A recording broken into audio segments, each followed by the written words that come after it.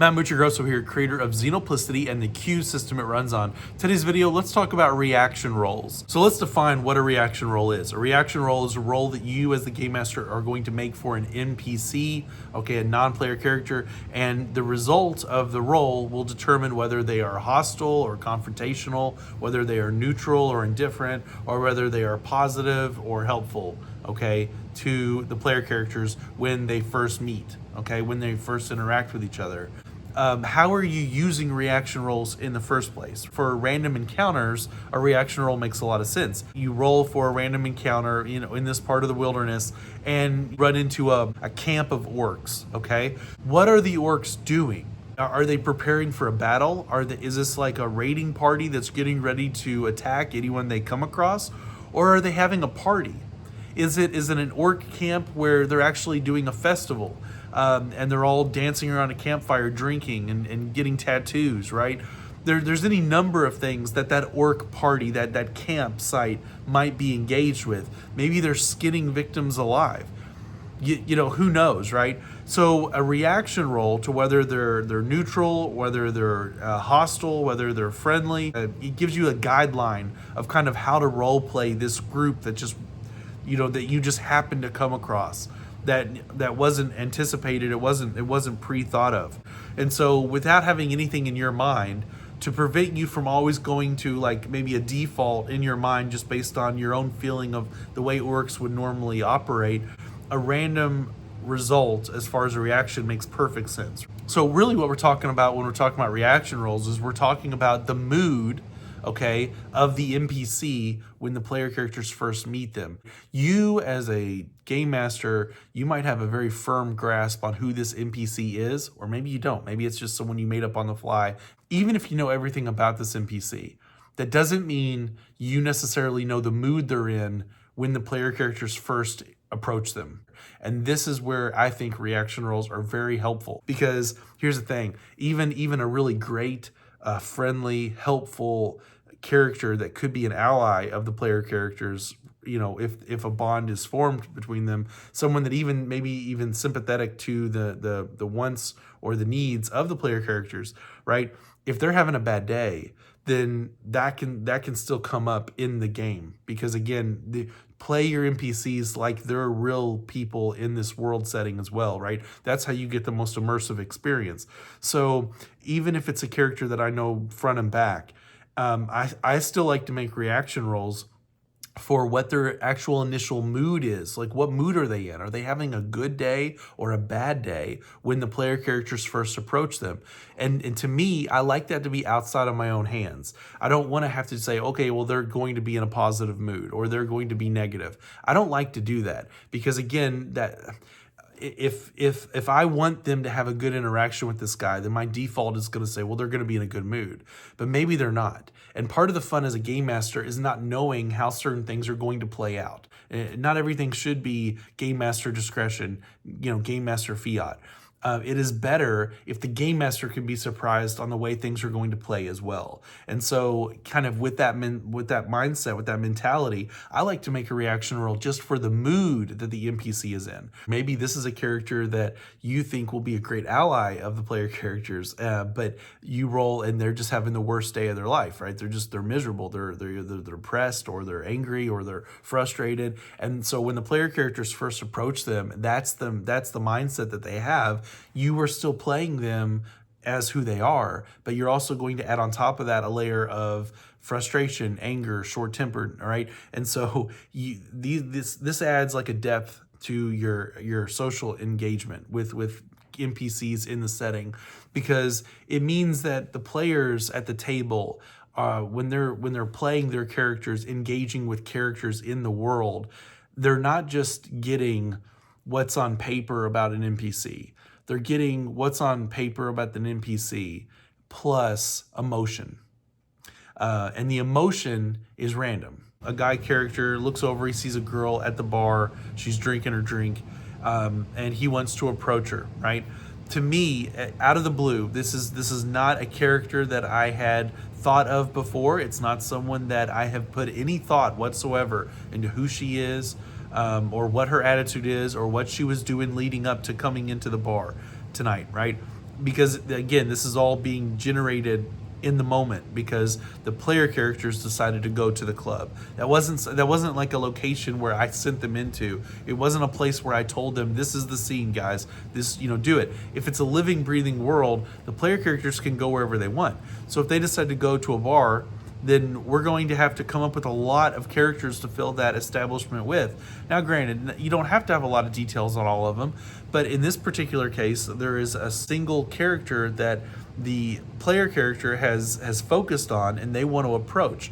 So what I'm going to use my disposition roll for, a reaction roll for, is what her attitude is, right? Like, is she having a good day or a bad day? What is her disposition? What is her reaction to this character coming up and introducing themselves? Because here's the thing, guys, it is not always about how successful you are at a persuasion check or an appearance check or whatever role that would be for the system you use. Sometimes it really just comes down to that person you're approaching, what they're going through, right? Maybe she's in a bad mood and she came here to blow off some steam or to maybe drink her problems away. Well, that encounter is going to be very different than if she's here with her girlfriends living it up because they're having a bachelorette party, right? And she's just here to have a good time. That's very different than maybe if she's just meeting someone here like on a blind date and she got stood up. I'm more focused on what was her story like that brought her here tonight, because that's going to give me insight into how to play her.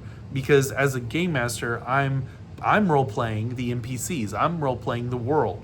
So I need to have some kind of baseline for who is this chick. And I could maybe just come up with it on the spot all by myself. But if you've got 3 or 4 players and they're all doing this to different people, they're going off in different directions, meeting different NPCs, and all of this is happening spontaneously. Well, I don't want to have to come up with all of that by myself without any prompts, okay? And so what the reaction roll does is it takes the pressure off of you as a game master, right? So I roll the dice and I roll a result that says that she's hostile, okay? She's confrontational. That also might mean maybe she just doesn't find the player character attractive, right? So maybe she's just not interested, right? It could mean that too. If you're talking about trying to meet somebody and maybe like hook up with them, right, in the game, then this roll can be used to determine whether or not that NPC actually finds the player character attractive, right? Positive means that they're attracted to him. Negative, like hostile, means they're not attracted to him. There's no spark. And then if you're indifferent or neutral, then you can go either way. Maybe the initial first appearance, first sight, it didn't really have any impact, good or bad, but that doesn't mean you're writing it off. Like you might go, oh, okay, yeah, they're, but the point is, like, what's a spark? Like, how do you define and quantify that with an NPC? Like, does every time a player character approach an NPC to try to hook up with him, do you just always have that NPC reciprocate and be interested back? That's not the way it works in the real world. You can spit the perfect lines, you can have the perfect moves, you can dress the perfect way. To no fault of your own, she just may not be into you. You just may not be her type. Or maybe she's just in a bad mood, and so it doesn't matter what you get right, it ain't gonna work, right? I'm not saying that the specific details are built into the roll. They're not, right? But if you roll that an NPC is in a terrible mood, or they're hostile, they're confrontational, right? You as the game master can then run with that and go, okay, why would this character be in a bad mood? Oh, okay, well maybe they just got fired from their job. So they're here sulking, they're here to drown out their sorrows. Some friends are gonna meet them here and kind of like be a shoulder to cry on kind of thing. Again, that encounter is going to play out very differently than an encounter where that person showed up tonight at the bar or club because they're in a good mood and they're here to party, right? Again, just how that NPC is going to react to anything that the player character says, it's going to take on a life of its own and go in its own direction. Maybe that girl that was initially approached and was hostile, and just as soon as the guy comes up, she just cuts him off and goes, sorry, not interested, leave me alone, right? And then she goes back to her drink. Well, it's up to the player character what he wants to do at that point. Does he want to still kind of push that envelope? Let's just start off with like a joke and just trying to break the ice just on some kind of friendly level. And so maybe you make the roll, and if you roll good, then maybe she does crack a little bit of a smile. Maybe that was enough to kind of break through that initial bad attitude, and so maybe you can kind of go from there with her starting to warm up to the idea. Or maybe he does really poorly on that roll, and then he gets a drink thrown in his face, right? And anything in between. Don't think of characters like two-dimensional cardboard cutouts, right? Even the worst villain, even like the most kind of like cringy and sleazy dude, if he's having a good enough day, he might come off in your first exchange with them actually very friendly. It's really, there's a depth, there's a level of role play that you can get out of characters.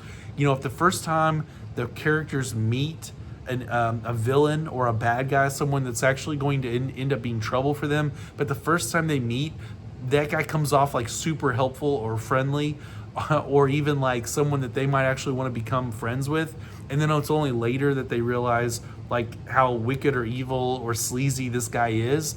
To me, that's like very immersive. That's very that gives you a simulation that is really cool, because that's how people are in the real world. A lot of times your first impression about someone is not the most accurate impression of who that person is.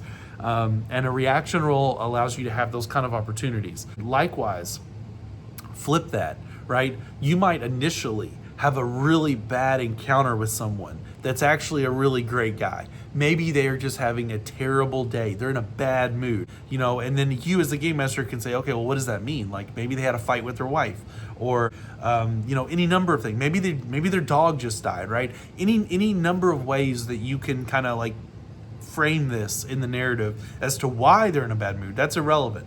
The point is they are in a bad mood, and so when your player characters first are introduced to them, they bump heads. The guy comes off rude, he comes off hateful, or he comes off dismissive, and you might think like, man, this guy's a jerk. But then later, the next time you meet him, he doesn't come off that way. Maybe even apologizes, right? So this creates a depth of character that NPCs need and should have. And so this is how I think reaction rolls can be really helpful, really handy. Whether your system has it or not, you can always implement a reaction roll. It's not hard. It's a simple thing. You're just making a roll, and based on the result of the roll, they're either going to be positive, neutral, or negative. So let me know what you guys think in the comments below.